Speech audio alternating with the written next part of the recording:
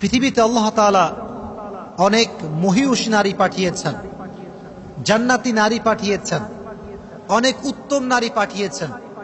তবে ইমানের পরীক্ষার ক্ষেত্রে, ইমানের পরীক্ষা, এই পরীক্ষাতে সবচেয়ে বেশি যিনি আগিয়ে, সবচেয়ে যিনি বেশি উঁচু লেভেলের মানুষ, উঁচু লেভেলের নারী, তার নাম হচ্ছে আসিয়া রাদিয়াল্লাহু তাআলা আনহা। নামটা কি? বিবি আসিয়া। ইনি এমন একজন নারী ছিলেন, নবী করিম সাল্লাল্লাহু আলাইহি ওয়াসাল্লাম একবার মাটিতে রেখা টানলেন, রেখা, 4টা রেখা। বললেন কয়টা রেখা? 4টা রেখা। বললেন সাহাবা একরাম দেখে, সাহাবা একরাম বলো এটা কি? সাহাবা একরাম বলল, ইয়া রাসূলুল্লাহ ওয়াল্লাহু ওয়া রাসূলুহু আ'লাম, আল্লাহ এবং তার নবী ভালো জানে, আমরা বলতে পারবো না। নবীজি বলেন হচ্ছে 4জন নারীর নকশা আঁকলাম। এক হচ্ছে খাদিজাতুল কুবরা রাদিয়াল্লাহু তাআলা আনহা, 2 নাম্বার হচ্ছে আম্মা জান আয়েশা রাদিয়াল্লাহু তাআলা আনহা, 3 নাম্বার হচ্ছে ফাতিমা রাদিয়াল্লাহু তাআলা আনহা, 4 নাম্বার হচ্ছে আসিয়া রাদিয়াল্লাহু তাআলা আনহা। এরা হচ্ছে পৃথিবীর 4জন শ্রেষ্ঠ নারী, যাদের প্রশংসা আল্লাহ নিজেই করেছে। সুবহানাল্লাহ পড়ে। তাহলে মোট কয়জন নারী আছে? এর মাঝে আসিয়া রাদিয়াল্লাহু তাআলা আনহার নামটা নবীজি বলেছেন কি বলেন নাই? বলেছেন। তাহলে বোঝা গেল আসিয়া রাদিয়াল্লাহু তাআলা আনহার সম্মানিত হচ্ছে অনেক বেশি, অনেক হায়ার লেভেল অফ স্ট্যাটাস তিনি বিলং করেন। এজন্য আজকে আমরা তার জীবনী নিয়ে কথা বলবো। শোনেন, পৃথিবীতে কিছু কিছু নারী পুণ্য অর্জন করেছে। পুরুষদের মাঝে অনেক পুরুষ জীবনে ইমানের পরীক্ষা দিয়েছে, অনেক নেকি অর্জন করেছে, ইসলামের জন্য স্যাক্রিফাইস করেছে, আল্লাহর জন্য স্যাক্রিফাইস করেছে। তবে ইমানের পরীক্ষায় আমি আগেও বলেছি, আবারও বলছি, ইমানকে প্রমাণ করার ক্ষেত্রে সবচেয়েতে একজন নারী বেশি আগিয়ে, বেশি এগিয়ে। তার নাম কি বলেন তো? হচ্ছে, বলেন নামটা কি? আসিয়া রাদিয়াল্লাহু তাআলা আনহা। মনে রাখবেন, আসিয়া হচ্ছে ফেরাউনের স্ত্রী। ফেরাউনের নাম শুনছেন আপনারা সবাই? মিশরের 2nd রামসিস ছিল তিনি। তো সে ছিল তৎকালীন সময়ের সবচেয়ে বদমাইশ, জালেম, এবং তার শানে তিনি বলাটা আসলে যায় না। সে হচ্ছে সবচেয়ে জালেম শাসক ছিল ফেরাউন। মূলত ফেরাউন কোনো ব্যক্তির নাম নয়, এটা আমরা মনে করি এটা ব্যক্তির নাম। মনে রাখবেন, ফেরাউন কোনো ব্যক্তির নাম না। তৎকালীন সময়ে মিশরে যেই গভর্নর হতো, যেই প্রধানমন্ত্রী হতো, তার নাম থাকতো ফেরাউন। তবে এই ফেরাউনের নাম সবচেয়ে বেশি হাইলাইট কেন? কারণ এর কথা কোরআনে আছে। এই সবচেয়ে বেশি জালেম ছিল। এই ফেরাউন মুসা আলাইহিস সালামকে কষ্ট দিয়েছে, আসিয়াকে কষ্ট দিয়েছে। এটা হচ্ছে সেই ফেরাউন। তাহলে বোঝা গেল ফেরাউন কোনো ব্যক্তির নাম নয়, বরং তৎকালীন সময় মিশরে যেই গভর্নর হতো তার নাম হতো কি? আওয়াজ নাই, বলেন নাম ছিল কি? ফেরাউন। তাহলে ফেরাউন কোনো ব্যক্তির নাম নয়।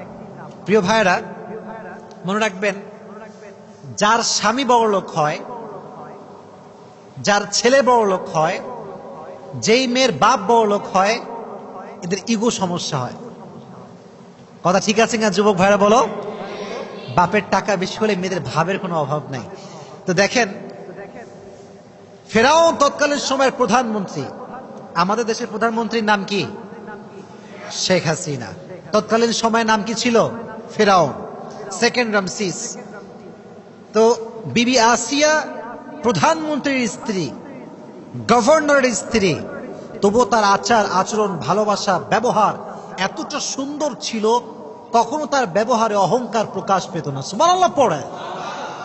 তাহলে নারীর জীবনীতে একটা গুরুত্বপূর্ণ অংশ হচ্ছে, প্রিয় বোনেরা আমার, জীবনে যদি সুখী হতে চান, ইগো কমাবার দরকারটা যুবক ভাইরা আছে না নাই? আছে। অনেক মেয়ের ইগো সমস্যা। মনে রাখবেন, একটি সম্পর্ক সুন্দর হয় তখন ইগো না থাকে। যখন একটা সম্পর্কে ইগো থাকলে ইগোতে পুরো সম্পর্ক নষ্ট হয়ে যায়। আমি মনে করি পৃথিবীতে সবচাইতে সুন্দর সম্পর্কের নাম হচ্ছে স্বামী স্ত্রী, স্বামী স্ত্রীর সম্পর্কের। কারণ এখানে কোনো ইগো থাকে না। কিন্তু আপনি দেখেন, যত হারাম রিলেশনশিপ, এর ভেতরে একটা ইগো আছে না নাই? কথা বলেন যুবক ভাইরা, আছে না নাই? তুমি মেসেজ না দিলে আমি দিব না, তুমি রিপ্লাই না করলে আমি রিপ্লাই করব না, এই যে একটা ইগো। স্বামী স্ত্রী ভালোবাসা এত সুন্দর স্বামী রিপ্লাই না করলে বউ খালি কল করতেই থাকে, সুবহানাল্লাহ পড়ে। কারণ এই যে ভালোবাসা, এটা ঢুকিয়ে দিয়েছে একজন, আওয়াজ দিয়ে বলেন তিনি কে?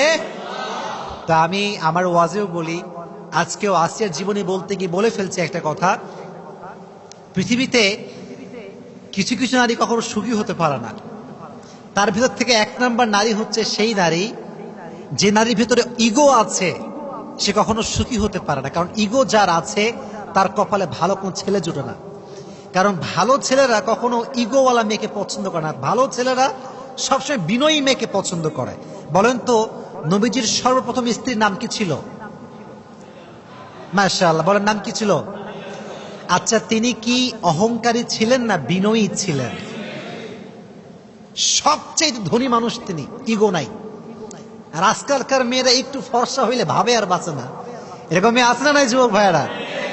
তো মেয়েদেরকে আমি হার্ট করছি না, আঘাত করছি না। এই বন্ধুকে বলছি, বোনেরা আমার, জীবনে সুখী হতে চাইলে ইগো রাখা যাবে না, এক নাম্বার। দুই নাম্বার আরেকটা বিষয় বলেই ফেলি, নারীরা যদি সুখী হতে চায় অভিযোগ করা যাবে না। অনেক মেয়ের খালি অভিযোগ, আমার স্বামীর এইটা ভালো না, ওইটা ভালো না, আমার স্বামী এইটা পারে না, ওইটা পারে না। এরকম অভিযোগওয়ালী নারী আছে না নাই বাংলাদেশে? আল্লাহ মা বোনদেরকে অভিযোগ মুক্ত জীবন দান করুক, সকলেই পড়া আমিন। তো ফেরাউনের যুগে একজন নবী ছিলেন, নবীর নাম ছিল কি বলতে পারবেন? মূসা। বলেন নাম কি ছিল? মূসা আলাইহিস সালাতু ওয়াস সালাম।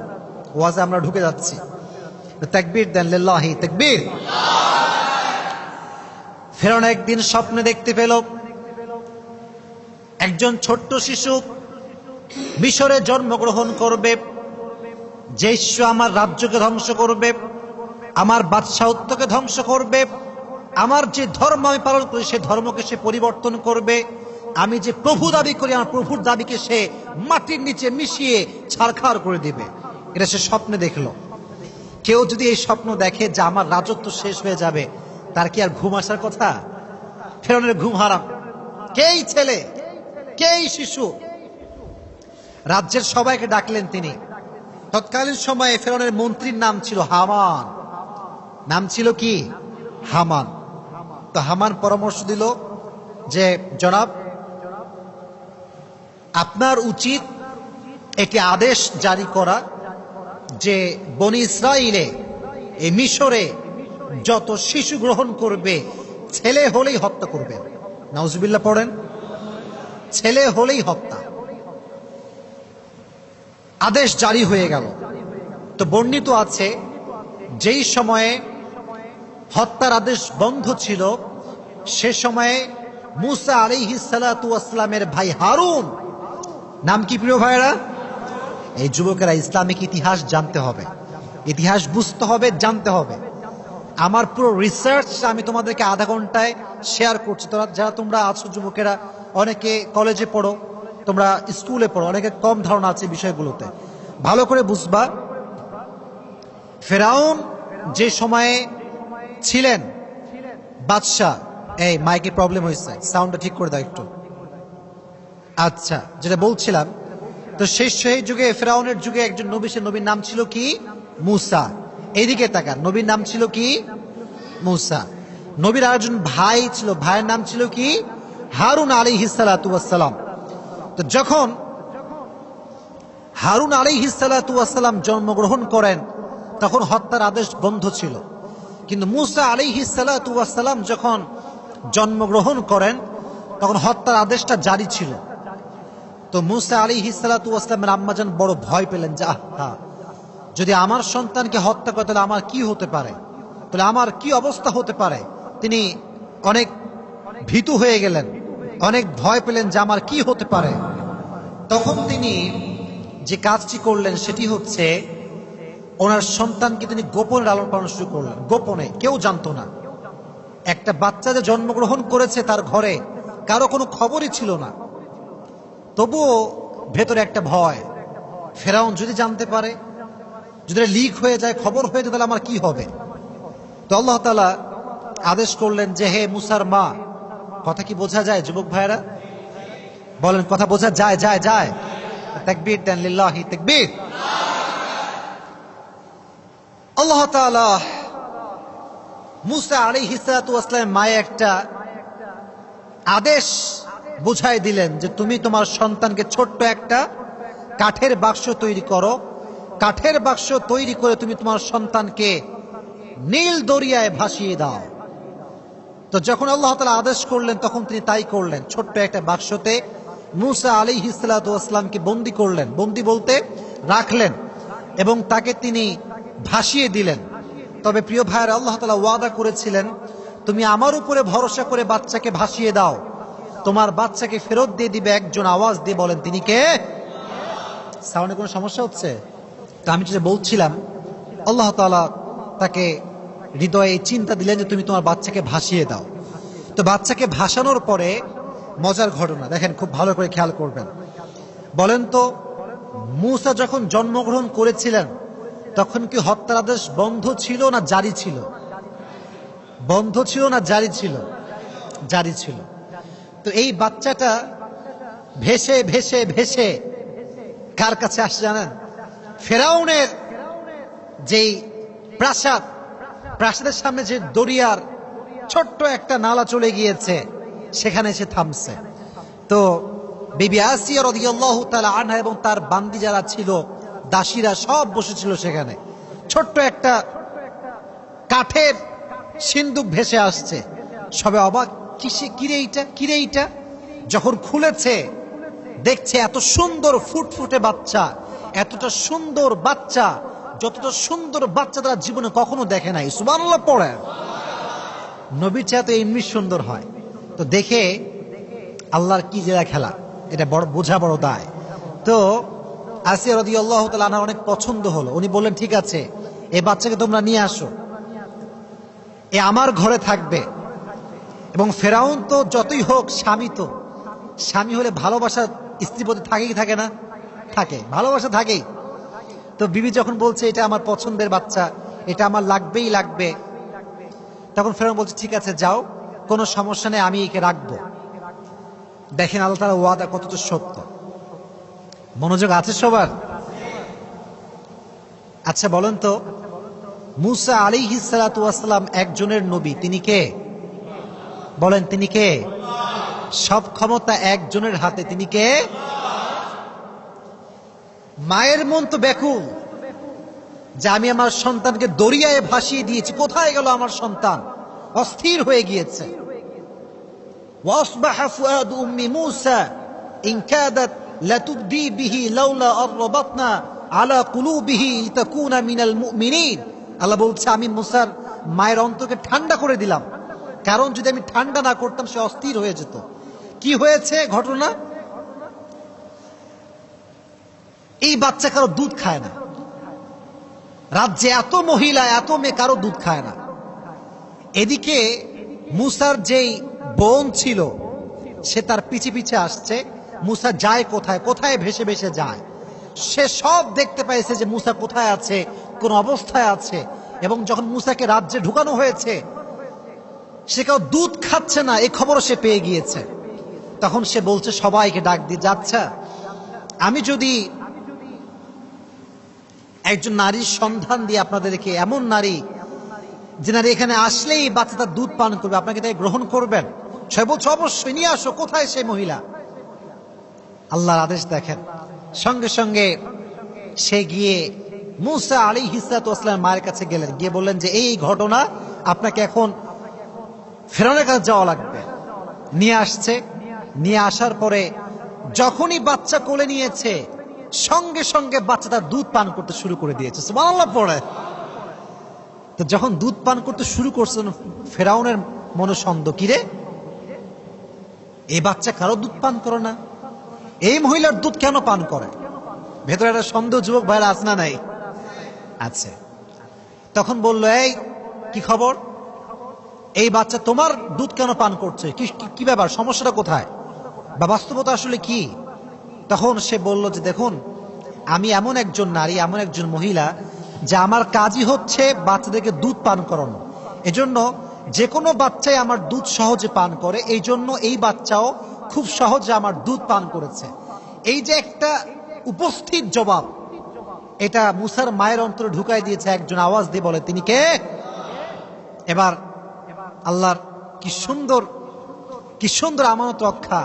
ফরাদাদনাহু ইলা উম্মিহি কাই তাকাররা আইনুহা ওয়ালা তাহজান ওয়ালিতা'লাম আন্না ওয়া'দাল্লাহি হাক্কু ওয়ালাকিন্না আকতারাহুম লা ইয়ালামুন। আল্লাহ বলছেন ওয়াদা সবাই ভাঙতে পারে, কিন্তু ওয়াদা একজন ভাঙতে পারেন না, তিনি কে?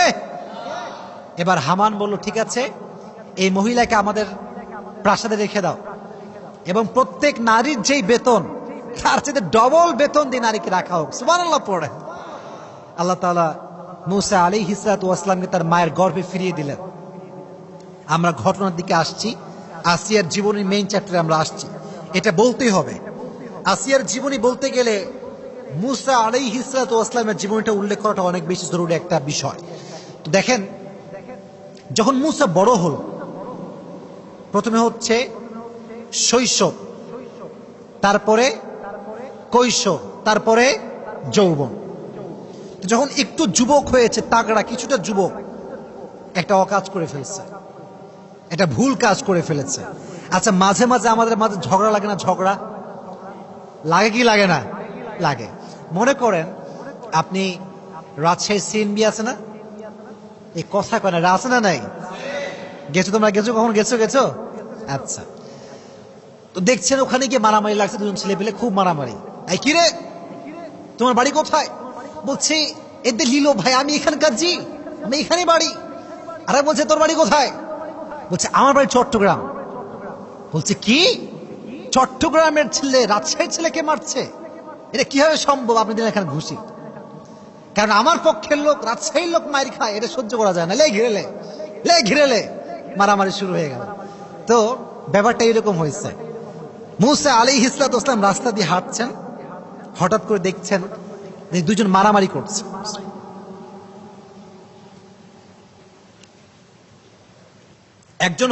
একজন হচ্ছে মূসা আলাইহিস সালাতু ওয়াস সালামের বংশের লোক, আর একজন হচ্ছে বাহিরের লোক।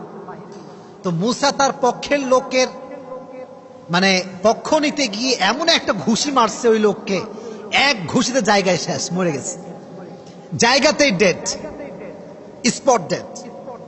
এখন বলেন তো, হত্যা করলে একটা রাষ্ট্রীয়ভাবে শাস্তি আছে না নাই? সে মারা গিয়েছে। এই খবর আসে ফেরাউনের কানে। ফেরাউন বলছে, কি এত বড় সাহস, হত্যা করে ফেলেছে, ধরো মূসাকে। কোথায় মূসা?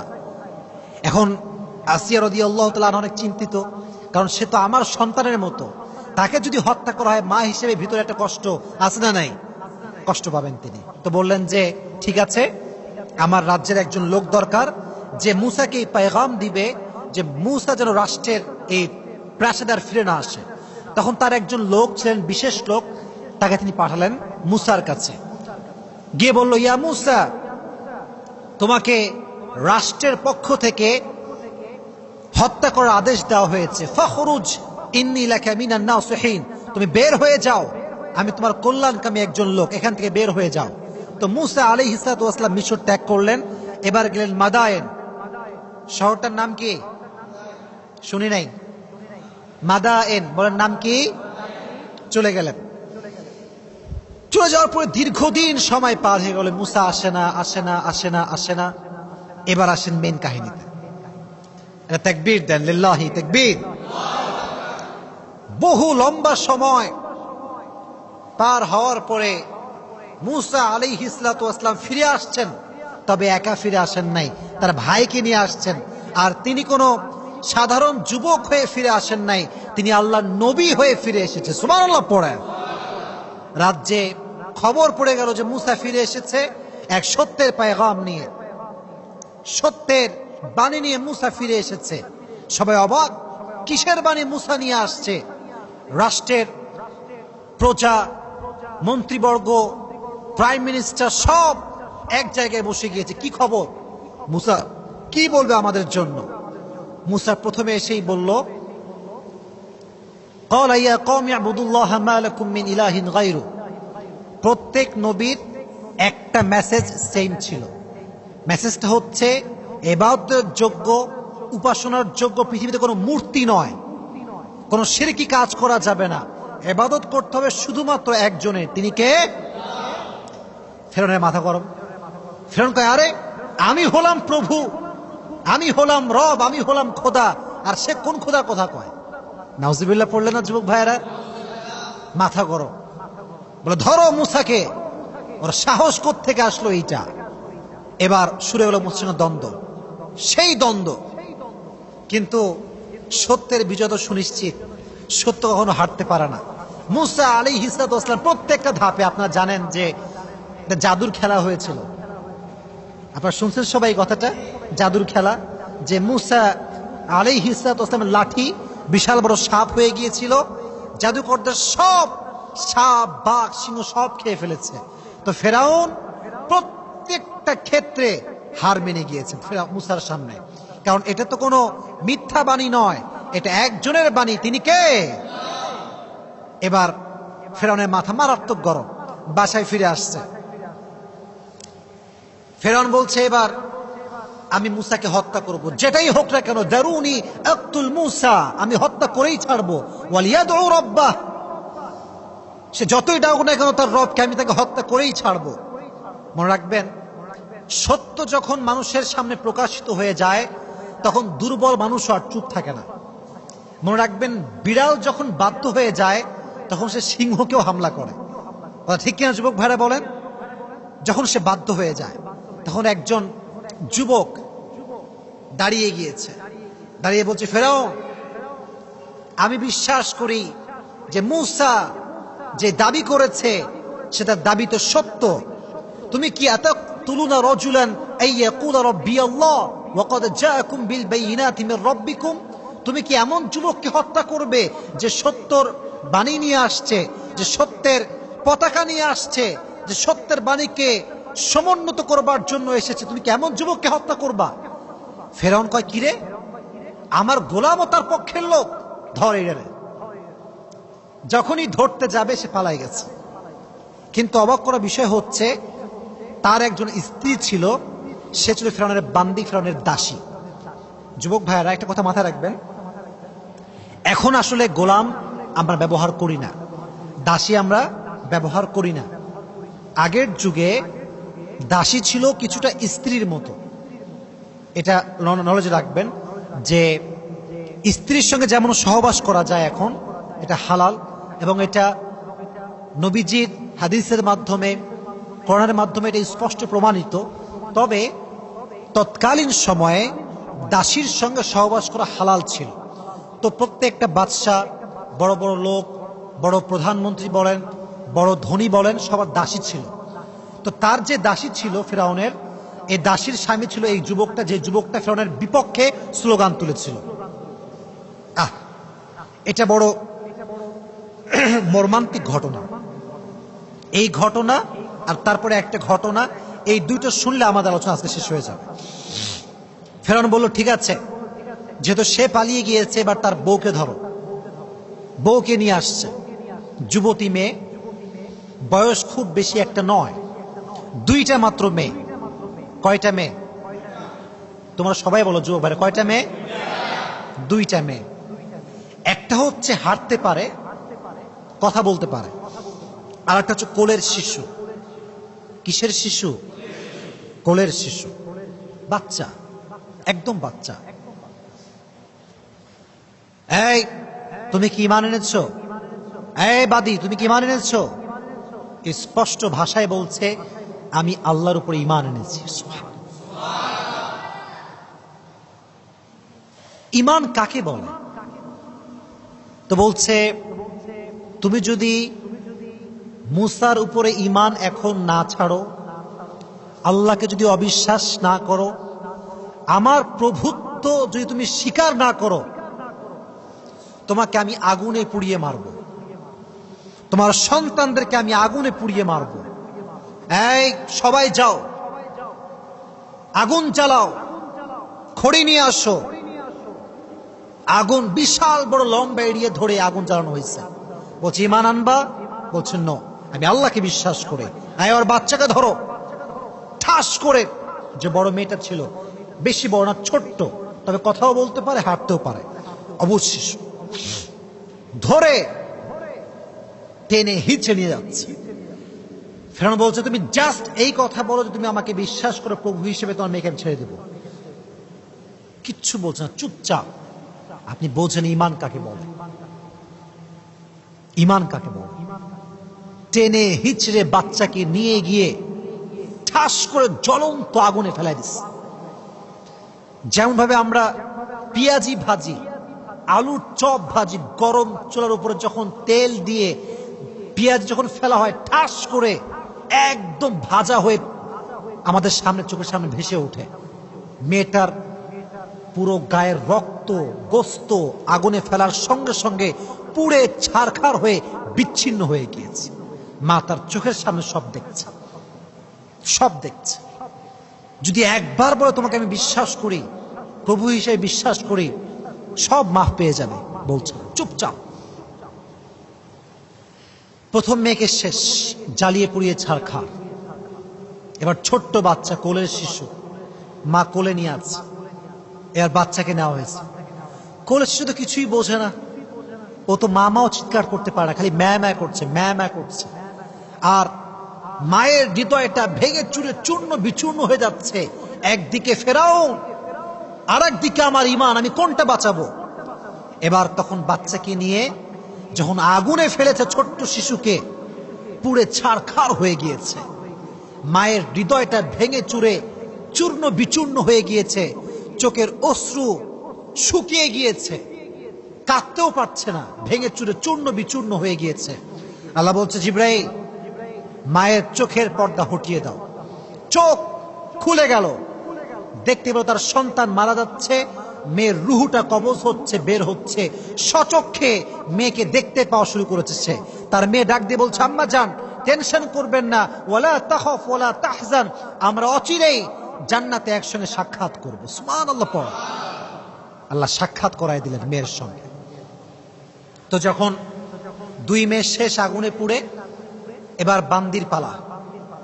বান্দিকে একদম ধরে টেনে হিচড়ে আগুনের দিকে নিচ্ছে। যখন আগুনের দিকে নিবে, বলছে থামো থামো থামো, একটু থামো, কিফ কিফ কিফ, একটু থামো, ওয়েট ওয়েট এ মিনিট, আমি একটা কথা বলবো, একটা আবদার আছে। ফেরাউন বলছে, কি আবদার বলো? বলছে যে আমি যখন পুড়ে যাব, আমার হাড্ডি আর আমার দুই মেয়ের যে হাড্ডি আছে, এই তিনটাকে তোমরা এক জায়গায় দাফন করবা, একই কবরে দাফন করবা।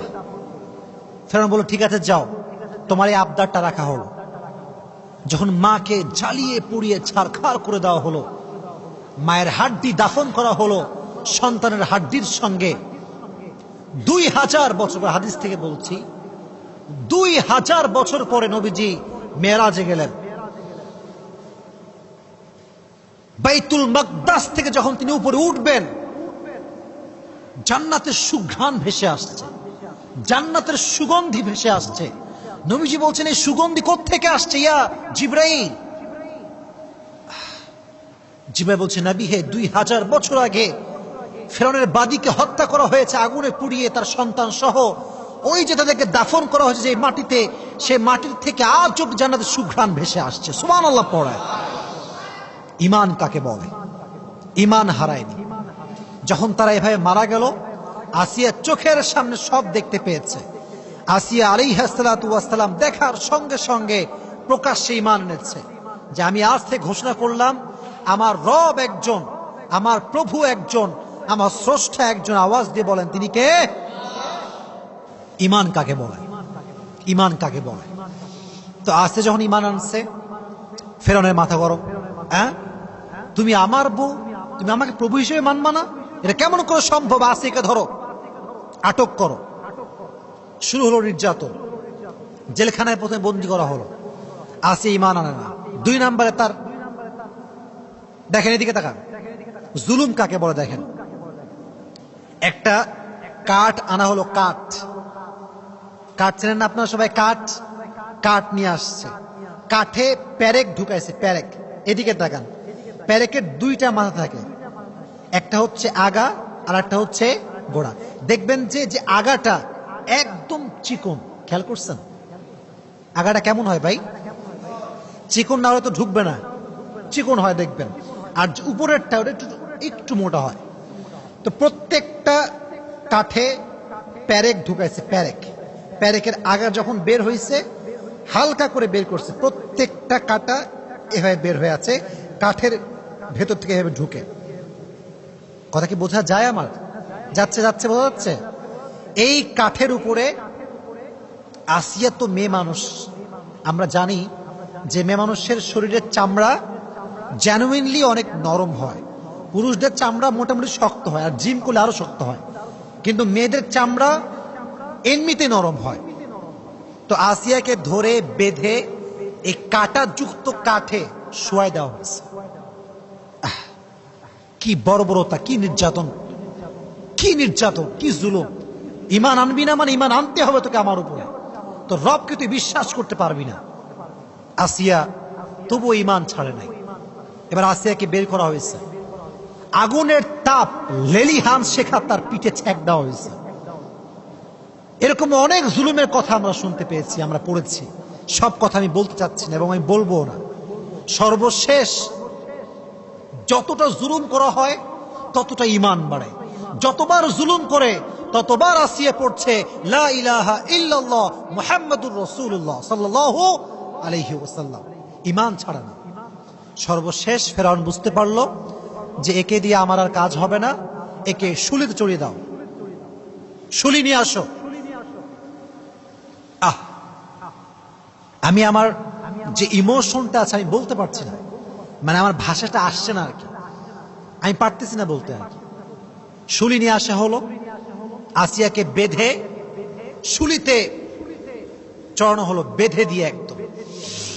তখন আসিয়া বুঝতে পারলেন যে আমার সময় বেশি একটা আর বাকি নাই, দিন শেষ, দুনিয়ার জীবন এখানেই শেষ হয়ে যাবে। তখন তিনি দোয়া করলেন। এদিকে তাকান, দোয়াটা শোনেন, শেষ কথা এইটা। إذ قالت رب ابن لي عندك بيتا في الجنة ونجني من فرعون وعمله ونجني من القوم الظالمين। আল্লাহ, আমি আর পারবো না, এই জুলুম সহ্য করা আমার পক্ষে সম্ভব নয়, তুমি তোমার এই বান্দি আসিয়ার জন্য জান্নাতের পাশে একটা ঘর তৈরি করে দাও। সুবহানাল্লাহ পড়ায়। যখন আসিয়ার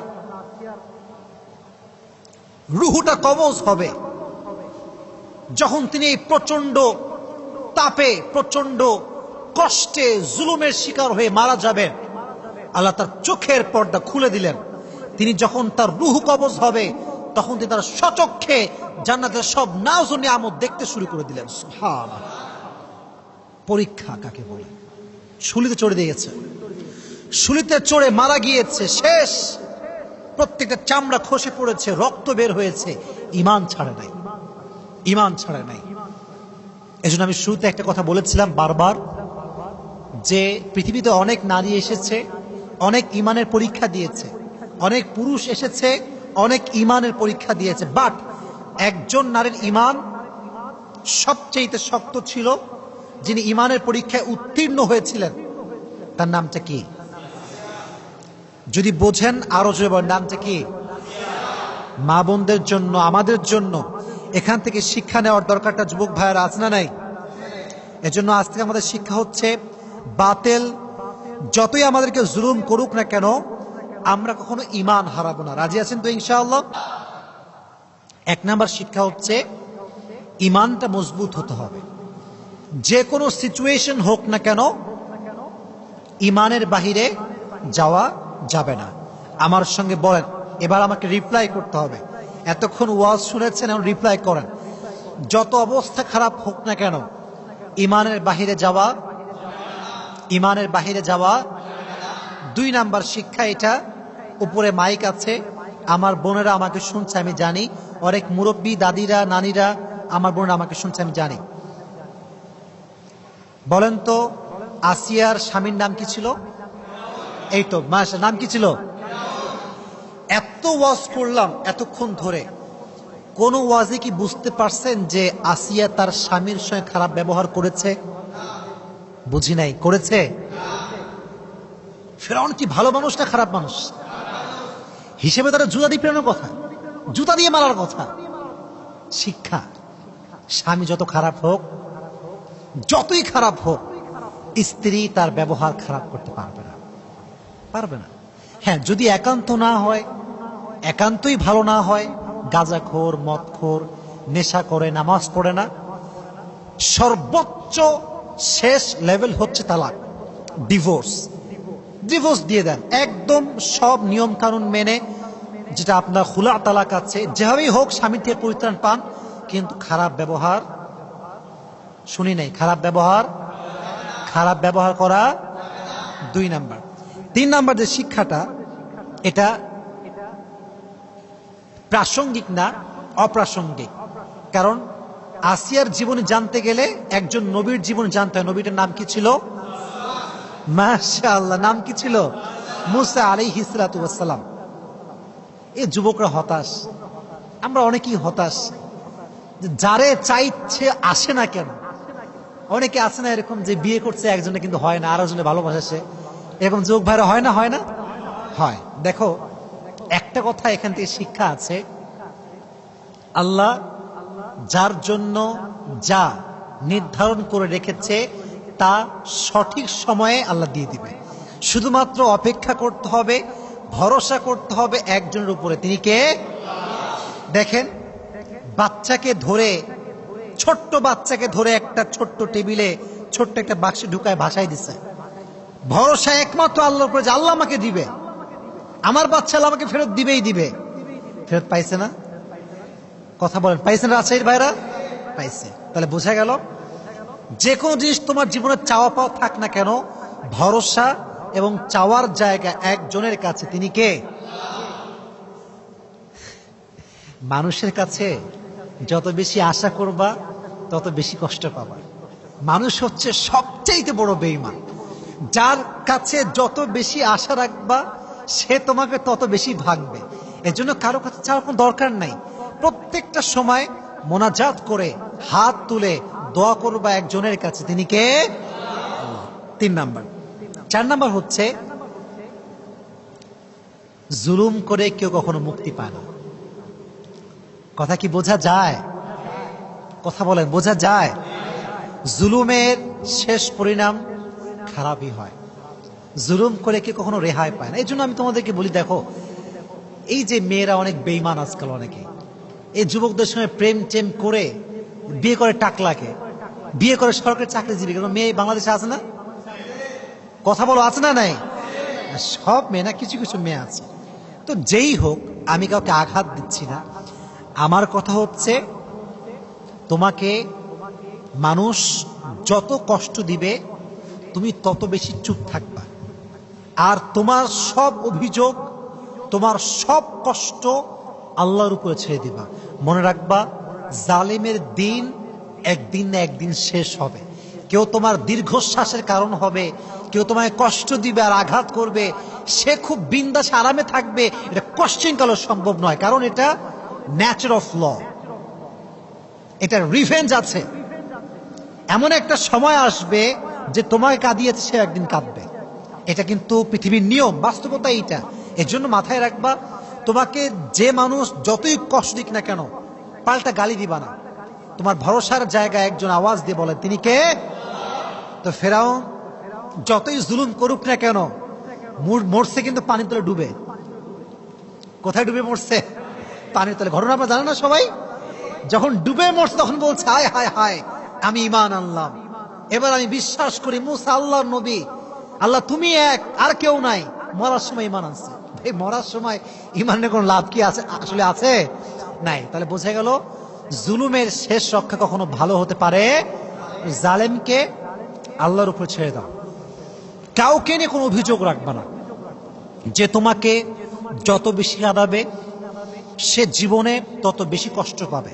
কারণ কোন বান্দা যখন বান্দায় কষ্ট দেয়, আল্লাহ সব সহ্য করলো, বান্দা যখন কষ্ট দেয় এটা সহ্য করে না। কারণ আল্লাহ তো বান্দাকে ভালোবাসে। যখন এক বান্দা আরেকজন বান্দাকে কষ্ট দেয়, আল্লাহ আরশ পর্যন্ত কেঁপে যায়। আল্লাহ এটা পছন্দ করে না, বরদাস্ত করতে পারে না আল্লাহ তাআলা এটা। এজন্য প্রিয় ভাইয়েরা, জুলুমের শিকার যতই হন না কেন, ভরসা এবং সবর করবেন একজনের জন্য। আওয়াজ দিয়ে বলেন, তিনি কে? সর্বশেষ কথা, এবং এটা আমার ওয়াজের শেষ কথা, সেটা হচ্ছে এই, আল্লাহর সঙ্গে, এটা আমার জীবনের এমন একটা লেসন, এটা আমি শিখেছি আজকে। এটা আমি আগে জানতাম না, এটা আমি আজকে শিখেছি। এটা শুনে আমরা দোয়া করব। আপনার সবার মনোযোগ আছে সবার? শুনে মনোযোগ আছে সবার? আচ্ছা, একটু পানি খেয়ে নেই, যে দামি কথা বলবো, একটু ক্লান্ত হয়ে গেছে, একটু পানি খেয়ে নেই।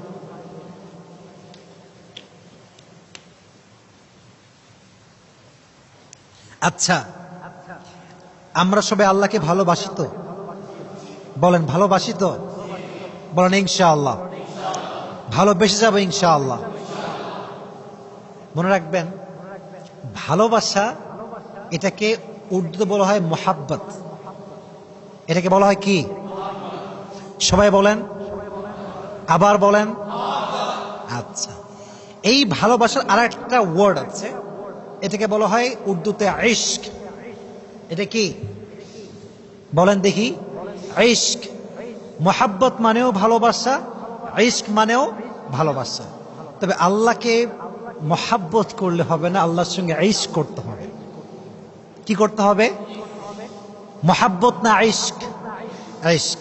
এবার শোনেন, मोहब्बत काके बोला? मैं आपसे सुनছিলাম, मोहब्बत एक ऐसा चीज है, जब कोई किसी को मोहब्बत करता है तो उसका भी ख्याल होता है, अपना भी ख्याल होता है। लेकिन इश्क एक ऐसा चीज है, जब कोई किसी से इश्क करता है तो अपना ख्याल नहीं रहता, सिर्फ उसका ख्याल रहता है। ভালোবাসা হচ্ছে এমন জিনিস, যখন কেউ কাউকে ভালোবাসে তখন শুধুমাত্র তারও খেয়াল থাকে এবং যে তাকে ভালোবাসে তারও খেয়াল থাকে, উভয়ের খেয়াল থাকে। কিন্তু ইশক এমন একটা জিনিস, যখন কেউ কাউকে ইশক করে ফেলে তখন সে নিজেকে ভুলে যায়, শুধু তার খেয়াল থাকে যাকে সে ভালোবাসে। এজন্য আসিয়া আলাইহিস সালাতু ওয়াস সালাম যখন সূর্যে মারা যাচ্ছেন, শেষ জীবনের শেষ লগ্নে আছেন, নিজের দিকে খেয়াল করেন নাই, ভেবেছেন এক সত্তার কথা। আওয়াজ দিয়ে বলেন, তিনি কে? This is called ishq, this is not mohabbat. এটা ভালোবাসা না, এটা হচ্ছে ইশক। ইশক মানে হচ্ছে আমি যাকে ভালোবাসবো শুধু তাকে নিয়ে ভাববো, দুনিয়ার মানুষ কি ভাবলো, কে গালি দিল, কে ক্রিটিসাইজ করলো, দেখার সময় আমার কাছে না। এই যে দেখেন আমার মুখে, এটা কি ভাই? এটা কি? এটা কি? এটা কি? জুব্বা। এটা কি? দেখবেন দাড়ি রাখলে কিরে জঙ্গি হয়ে গেলে নাকি রে, বুড়া হবি নাকি রে অকালে, এরকম লোক আছে না? তোমাদের কথায় আওয়াজ না, এরকম লোক আছে না? আবার দেখবা যদি মেয়ের বয়স 18 হয়, 19 হয়, 20 হয়, বোরকা পড়লেরই নানি, দাদি, খালাম্মা, চাচি, মেয়ের বয়স 19। মনে রাখবেন, যদি আপনি আল্লাহকে ভালোবাসেন আপনাকে এগুলো সহ্য করতে হবে, কিছু করার নাই, জুলুমের শিকার হতেই হবে। এই জন্য আমি সবসময় বলি, আল্লাহকে ভালো তো বাসবেন, তবে এটা কি মোহাব্বত হবে না ইশক হবে? পেছনের ভাইরা কথা কয় না, শেষ কথা বলেন না, মোহাব্বত হবে না ইশক হবে? আল্লাহ সবাইকে এটা আমল করার তৌফিক দান করুন, সকলেই পড়া আমিন।